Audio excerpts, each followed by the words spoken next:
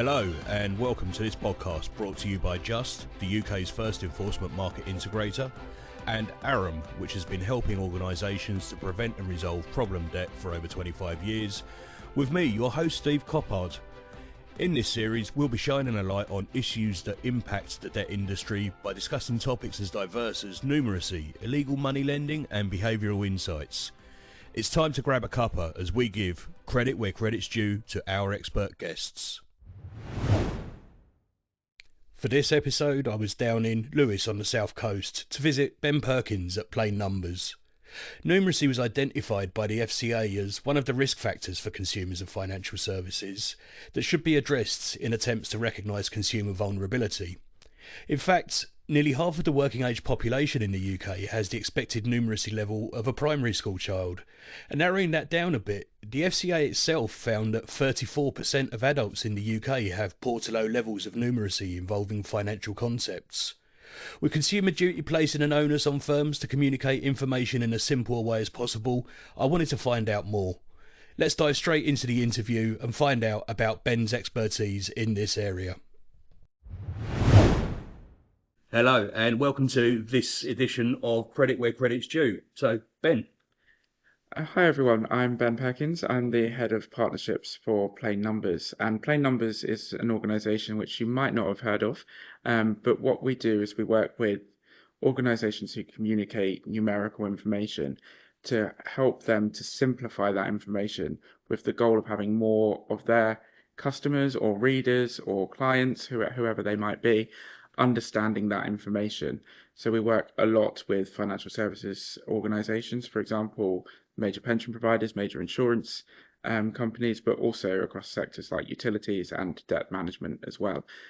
What we aim to do is to improve the way that numbers are communicated everywhere, because we know that so many people, in fact up to half of the population, struggle with numbers and have numeracy levels expected of a primary school child. And therefore, it makes it a really difficult experience for them in managing their finances if so much of the information is numerically complex. So our end goal is to change that and make sure that more people can understand the key information so they make the right decisions that work for them. What does it look like in a real person's life? How does that actually translate into an experience for somebody?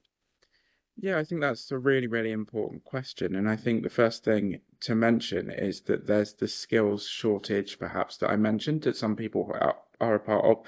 But for lots of people who are included in that, but also who might not be included in that, they experience this idea called maths anxiety, which is this fear or tension or panic or stress which comes over us when we see lots of numbers. And I'm sure lots of people listening will be able to relate to that on some level. And the way that those two things, the poor skills and the maths anxiety, can translate into an experience can be that people might disengage with their finances altogether. So, for example, if something makes us feel anxious or uncomfortable, we tend to avoid it. Obviously, that can lead to debt problems. It can lead to burying our head in the sand around some of the issues we have. But also it can lead to uninformed decisions as well. So when we may think that we have the information that we need, or the firms that we are customers of think we have the information we might need, we might not, and therefore we make a decision that actually is really bad for us financially. So, for example, maybe we aren't saving enough for our pension because we didn't understand the communication on how to do that and why it was important. But to give it a kind of real story, I've worked for many years with lots and lots of people who experience this maths anxiety effect. It's really, really common, but one lady that I spoke to stands out to me in particular. She was reaching out for debt support for the first time. She phoned up a advice line. Obviously, I won't name who they are because it could have happened at any advice line. And they asked her for information about her income and expenditure, as is relatively standard in these kind of phone calls. And she was stuck on income because she worked on shifts. She was paid weekly. So actually having to come up with an annual figure for what she earned was quite difficult if you hadn't already done the maths on it. But because she experiences this maths anxiety, she kind of described to me freezing up and feeling tense and embarrassed and feeling quite, maybe not being, but feeling quite pressured to come up with the answer, and she felt like she couldn't give the information. She found the experience so embarrassing and uncomfortable for her that she put the phone down, and she didn't reach out for debt advice again until she was £30,000 in debt. So that's obviously a very serious financial impact of someone having that feeling and being given information or commands from a firm that it weren't easy for her to understand or compute, and it was the anxiety that stopped her completely. That can be the kind of the top end stuff, but in lots of other examples, people making maybe important mistakes. So, for example, if they don't understand the insurance quote and therefore they are underinsured or they're paying too much, that can obviously have an effect on their finances as well. Just to relate on a personal level to that, I was looking for an insurance product last week, and it's nice to have flexibility in your products, but there were so many options that I just closed that site down and went to a different one because I just couldn't keep track in my own head. Is is it reasonable, do you think, to expect people to be able to engage and understand with the debt advice offering? Because that's obviously quite a standard but old school thing, asking for an annual income. Mm. Do we have too much of an expectation on people to be able to understand what debt advice require from them? Yeah, I think there's some fairness in that. I think obviously totally understand that everyone who is offering debt advice or money guidance of any form is doing so for all of the right reasons and is doing the best that they possibly can with that. But I do think it's an interesting question. Is it reasonable for people to expect people to understand it in its current form?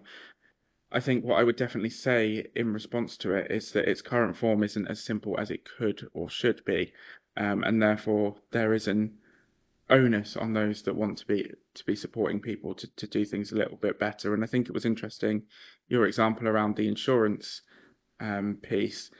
There's something to be learned for debt advice in there because a large part of our approach is about how we manage the communication so that it doesn't generate that kind of mass anxiety. And very often we see across all sectors, including debt management, that there's a belief that if you tell everyone everything, then that's better because it's more transparent and they understand more because they've got all the information. Actually, what often turns out to be the case is you tell people the important thing in a fairly simple way, and then you tell people loads of other stuff because you think it's going to be useful, and they get confused by the other stuff and therefore believe that they don't understand the actual thing that was important. And I think there's significant amounts that can be learned across the sector around making sure that we're using the numbers that really matter to people and not just all of the available numbers. That's a really interesting point. But how do you then use maybe behavioural insights to make sure that you've got the critical pieces of information that stand out at the top of the first page? Yeah, and I think for a lot of firms across all sectors, but including those in the kind of debt advice area, there are areas of constraint where there's a legislative or regulatory requirement for some information to be given, which maybe isn't necessarily helpful information to the customer or helpful for the goal of consumer understanding. Perhaps some difficulty squaring those kind of regulations. But I also think that you're absolutely right in terms of, yes, we may have to give them some stuff, but let's give them something else then that they will understand. Let's give them a two-paragraph summary. The main content of what's coming up is this, and these are the really key things you need to know. Here's the rest of it for your information. I saw a really good example of that recently. It was a local authority council tax bill. Mm. Now, I won't lie to you, Ben. When I get my council tax bill, I look at how much I have to pay every month. I don't look at the breakdowns. I might look at some of the increases, but it's a percentage of increase of this, and then it's a percentage increase of that. I haven't got time. How much have I got to pay every month? That's the one number I look at. So when people have fallen into arrears, what this particular local authority has done is if they've got vulnerability indicators for that person, then they send them a completely different letter with debt advice in a standalone box at the top. It says, we appreciate you may not be able to pay this right now. And it's a completely different tone to what we have come to think of a council tax reminder being. Yeah, it's interesting that you mention a council tax bill as an example because it's actually a piece that we use on our training for the people that implement the plain numbers approach, because we think that there are some particular difficulties around the standard way in which council tax is communicated. And you mentioned there a really good example. It's the amount you pay each month and maybe the amount you pay in total that you really, really want to know. But you quite often get this kind of disruptive information at the top about percentage increases and all that kind of thing. And while some customers may be interested in how much it's gone up by, there's a good example there of how we can make it easier for people by not giving them the percentage increase, just tell them how much it's gone up by, because otherwise you're leaving them to work that out. So one of the things that we think about in the collections and recovery space is the vast majority of people pay on time. And then you have what we would call self-clearances. So the people who pay with a nudge within a day or two, maybe their income was a day late. And then you have the people who generally we've seen with various studies over the years generally pay within 40 days. And we think that's largely because they probably couldn't afford it out of that month's money. The next month's come in, by the time a direct debit is processed or however it's been paid, it's around 40 days. You get another drop off. So you've got a very small cohort left who haven't paid after that stage, who would have all had the standard communications. So we're not saying do a bespoke letter for everybody. We're just saying in that really small cohort of people, that's the time when you would really want to drop in a bespoke letter. So that would be how I would think about it. From your perspective then, I guess you would say no, go upstream. Yeah, I think there's something interesting about the question about bespoking, because I think there's quite a powerful argument that rather than writing kind of bespoke pieces for different areas and different people have different characteristics or perhaps vulnerabilities, that if you just make the original thing better for everyone, then everyone will benefit. Having said that, though, where there is opportunity for bespoking and communication for better understanding or a better customer experience, I think we should be encouraging firms to think about, and the FCA has done this in the Consumer Duty actually, particularly the commercial firms rather than the advice firms, that if this was a sales process and you thought that there was an advantage to bespoking it, you would without thinking about it. So once they're post-sold, if there's an advantage there to them having a different message that they'll understand better, then you should act in the same way as if they were someone that you could make money from. And it's interesting to see the Consumer Duty using that kind of analogy for firms. And the firms that we work with are like that. That is what they do. That's the nature of people that sign up to work with us, that they're thinking about the customer. But I wouldn't argue that that's the case in all cases. I saw a piece last week from the FCA where they'd given out significant numbers of fines for financial institutions failing to tailor communications adequately for people for whom they should have known had particular vulnerabilities. And although it wasn't explicit, I've also heard the FCA talking recently about Consumer Duty becoming the lens through which they view all of the rest of the regulation. And the subtext of this piece that I read was it wasn't a good customer outcome. Yeah, I think it's really interesting where firms are at the moment in terms of the Consumer Duty, because there's been an interesting dynamic for me in that most firms, again, we work with particularly customer-centric firms, are welcoming of the concept and the idea and the notion of consumer understanding being a really important part of that. But the practicalities of what that means have been really difficult for firms.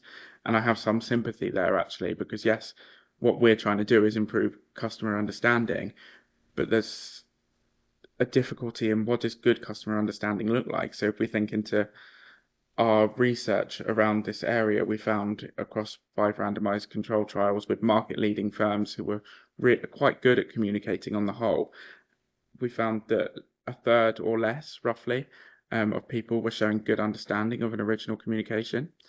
So the plain numbers approach, for example, doubled that. So that's an amazing result in terms of these kind of studies. But then you could also say, thinking about Consumer Duty, well, in one example, we doubled it from 19% to 40%, so just over doubled. What about the other 60%? And it's a difficult one because it's not possible for the FCA, for obvious reasons, to say well, we're going to set a threshold of 100% of people have to understand things, because that's realistically a long way from where we are at the moment across all FS sectors. But also, it's not possible for them to say, well, if you reach 40% and it used to be 20, then that's great, good for you, because they are stuck with this idea that it will look like they're saying it's okay for 60% of people to not understand.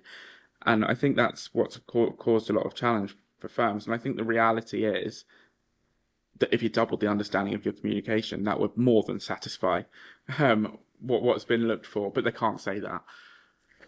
Yeah, I completely agree. I saw, believe it was Dominic Middleton from the FCA talking recently at a money advice liaison group event, and he was also alluding to a publication that Sheldon Mills had put out on the FCA's website, and it went back to this product versus principles argument. So, do we tell you what good looks like, or do we set you the parameters within which you then try and work out what good looks like for you?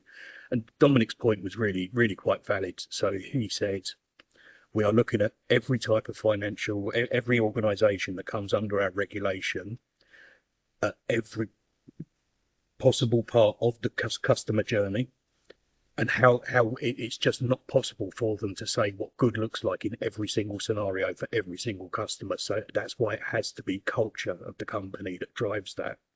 Yeah, I think that's absolutely right, and that's what we're trying to do with the partners that we work with, to help them embed a new approach into their culture and into their processes. And what we find with the plain numbers approach is that it manifests itself quite differently in different scenarios. So when we look at some of the stuff that can be seen on our website examples, they don't all look like the same thing.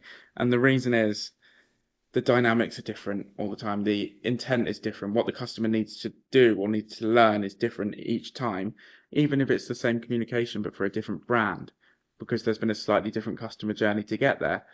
And therefore, the point that you made there about how difficult it would be to show what good looks like every time is valid, but also I'm not sure it would be helpful, because we've seen before other communications that are templated in such a restrictive way that actually it doesn't give the firms the freedom to do something like, oh, in our scenario, we know the number one thing that the customer needs to know and struggles with in this concept is this thing. Let's put it right first.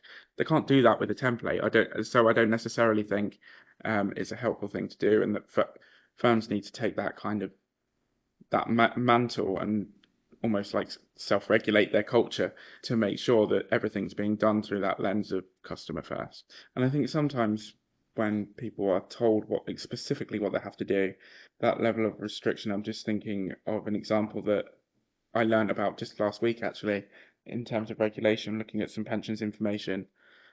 And there are obviously risks that have to be declared, and rightly so, around certain products and certain investments. But this particular piece of regulation said that they had to all appear on one single A4 page. From a customer comprehension point of view, I would argue that each one appearing throughout the document nearer to the thing that the warning is relevant for makes it a more useful warning, rather than all on the same page. But then that's been done because it was believed to be the right thing to do. It wasn't seen as a problem, so that's not a criticism of the regulator in any way. They were trying to give prescriptive regulation for the right reasons. Just do it like this and it'll be fine. But as it transpires, it's actually a bit of a conflict with helping the customer. Do you often see people putting something into a letter and then saying, let's test that as it comes back? Yes, yeah, and I think testing is a really important part of it as well, because whatever the approach you're using, and ours is no different, there are always kind of principles that need to be applied. Almost there's a science behind it to an extent, but then there's always this kind of artistic thing where people have to make decisions, have to make choices. You come up with some that could go either way. We have done enough testing in the past to be really pleased on the principles, and we know that if you apply them, that will get better results. But it will be really common for someone to be working on something and something to be a bit 50-50.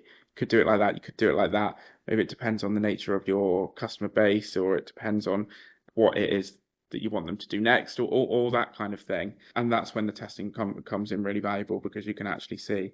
But I think the most important thing to say about testing for any communications, but including debt communications or any other financial communications, is that we quite often, across many sectors, are a bit unclear on what it is we're actually testing. And the reason that I say that is that lots of firms will see themselves as testing comprehension already, and what they might actually be testing is perceived understanding of something.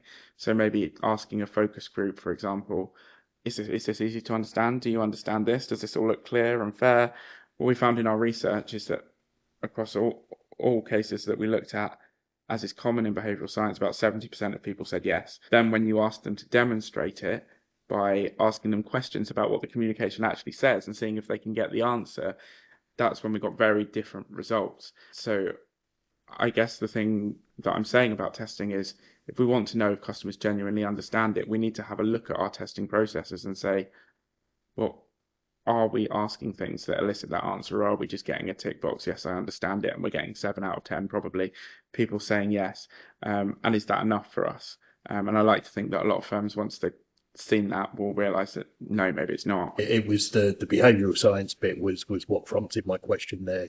So I read a report a while back now from Ofgem. They did the qualitative and the quantitative testing, and they found that if the first communication that was sent out, the very first reminder was very harsh, not only did it drive people's engagement down to that communication, but it also drove it down for subsequent communications. And I also think in terms of customer understanding as well, it's quite easy to create an effect. And maybe as a sector, pensions is an area that's very much in this place where the first time you talk to someone about something and they don't understand it, and then if it happens again a second time, people start to think, oh, I'm not going to understand that anyway, so they don't even bother. And I can imagine situations where people are getting debt support, maybe debt management plans and stuff, and they're getting statements through, and they see the kind of big block of numbers that you typically get on a debt management plan statement, and they just go, well, I didn't understand that last time, so I won't understand that this time, and just throw it aside. And obviously that's not what we want them to be doing. So there is some relevance there in terms of debt collection, because as you say, if you put people off the first time in terms of the tone of it, then it can have that effect. Also, if they don't understand what they're supposed to do the first time, it may also have that effect. Something you said earlier, it made me think around the comprehension point that, maybe sometimes where the comprehension isn't great, if we're not doing the testing, looking at the outcome of the letter isn't necessarily the right thing to do either, because like me with my council tax bill, I may not necessarily understand it. I could probably work it out if I sat down and set up a spreadsheet and went through it all. But the fact I pay every month doesn't necessarily mean that I understood the letter that they sent me. So the outcome isn't necessarily a good test of comprehension either. Yeah, absolutely. And I think obviously this move towards outcomes-based regulation, I think is a fantastic thing, because that's what we're all about. And we see that comprehension is a step towards that. But it is possible for people to not understand and then be seen to have had a good outcome, but it might not have been a good outcome, or it might have been by chance. It doesn't mean that they would get the same outcome next time. So, for example, if I'm buying an insurance product, you could measure that outcome in the short term of me getting this new home contents insurance, and I've estimated the value of my belongings, I don't know, £5,000 or something, got a good price, very happy, looks like a good outcome. It's not a good outcome if I then go to claim on the insurance for something that I thought was covered and isn't, and I end up having to cover that personally, and maybe it's a very significant amount of money. That's not a good outcome. So I think we always have to be aware of the fact that comprehension is something tangible that can be measured, with the hypothesis it leads to good outcomes. But good outcomes themselves are a little bit too subjective. What's a good outcome to you, for example, might not be good for me. So, in the grand scheme of things, then, where does numeracy fit? Is it the answer, or is it an important piece of the puzzle? I think it's a really important piece of the puzzle, and I think it's one of the most forgotten about pieces of the puzzle. Listeners might be familiar with the occasional paper 8 from the FCA, which was all about vulnerability, and they identified lots of really important factors that might be able to make people financially vulnerable, one of which was numeracy for the first time, which was interesting. But when you put the figures on that, and the FCA include the data in that publication, what you see is that poor numeracy is the vulnerability that affects the single largest number of adults. So what I'm not saying is that one person who's affected by perhaps dementia, or they're living with cancer, or they have no internet, or whatever other vulnerability they might have, is impacted in the same way as one person who has poor numeracy. That would be a crass comparison. But what it does demonstrate is that this is a huge proportion of the population, about 20 million adults. And what we've begun to observe was that almost all organizations that we work with and have spoken to do really fantastic, important work. Lots still to do, but have started important work on every other vulnerability that's included in occasional paper 8. But no attention is very often given to the way that numbers are communicated, and therefore people who struggle with numbers are kind of left out of that a little bit. It's really important, though, that we recognize that customer understanding is an essential part of good debt advice and an essential part of good customer outcomes. But there are other things. Without the customer understanding, you're going to have difficulty getting them the best outcome. But that doesn't mean to say that by, for example, communicating in plain numbers, addressing the numeracy worries of people, that's great and nothing else is going on in their lives. But of course, that's not how it is. But for some people, there will be a proportion out there who are in a difficult situation because of misunderstandings, and that being the main factor. But there'll be lots of other factors in their lives too. And the fact remains that when you address consumer understanding, particularly from a numbers perspective, you do make the experience better for everyone. So even if someone is in debt and getting advice for very different reasons, it wasn't misunderstanding, that experience for them is nicer if they can understand what it is they're being given and what they're being told. Well, look, it's been a fascinating conversation so far, Ben. You obviously care a lot about this. What's in it for the businesses that you work with? Yeah, I think there's a lot in it for businesses as well as customers. And I think the first thing that I would say is that for the businesses we work with, they care about the customer and that matters.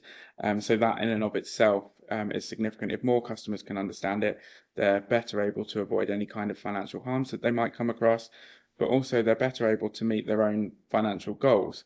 Again, obviously understanding within that is a component, not all of it. If there simply isn't enough money, then understanding that isn't going to get them into a better financial position. But it's an important part of being able to work towards those goals. So there's that in and of itself.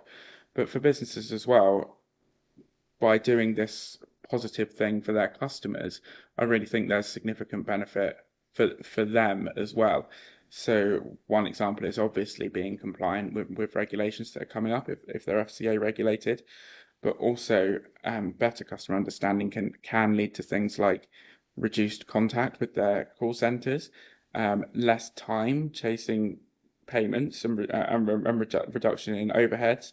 We've also seen some evidence recently from some of our partners that when you apply the plain numbers approach and you're really clear with people, their vision of you as a brand improves, and therefore you get greater loyalty among the customers. For some sectors as well, it's also just a commercially good thing if the customer does what they're meant to do, for example, pay more into a pension. It's good for them too. So I think there's a really important thing where we are in the landscape at the moment for firms where customers' understanding is really high on the agenda, that is seen as much as an opportunity for customers and businesses as it is a challenge, which undoubtedly it also is. And it doesn't become one of those things that people feel, oh, we've got to do this because we have to do it. Actually, it's one of those things that's good for everyone and a great opportunity for firms to take. Bringing this all back to where we started, the lady you spoke about who had been unable to articulate her annual income and then not being able to pick up the phone again until she was £30,000 in debt. What would her experience have been like, do you think, if some of the solutions that we've spoken about and some of the challenges, if those challenges weren't there, if the solutions were in place, what do you think her journey could have looked like instead? I think in that situation, there's something important to say that that journey that she was on would always have been difficult and an uncomfortable moment in her life. But that's the nature of that kind of experience. What I think the key difference would have been is that if somebody on the phone just had or people writing letters about if it was a different scenario, had just a clearer understanding that for some people, A, numbers are difficult, but B, it causes this kind of emotive reaction that she had, because in the sector, people are giving debt advice because they really want to help people. I think even just knowing that it might have been maths anxiety, and no, she wasn't being difficult, she wasn't like concealing information, then I think the person would have behaved differently. And they would have therefore given the customer the opportunity to have a completely different experience, which still would have had some bumps along the road, but I'm confident that had that incident not happened, because the communication was clearer and easier for her to deal with, that it would have been a smoother journey to debt relief. And I remember her telling me as well at the time that she's quite confident in that as well. Um, so I guess if anyone's listening and that kind of maths anxiety thing does relate to them, what we want to see is organisations really thinking about that in terms of their cultural shift amongst consumer duty.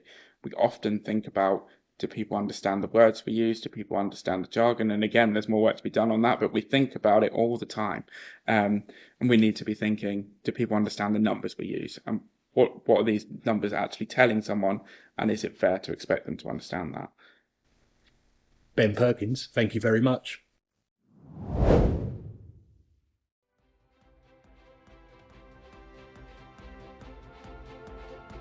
Thank you for listening to the podcast, and I hope you found it as insightful as I did.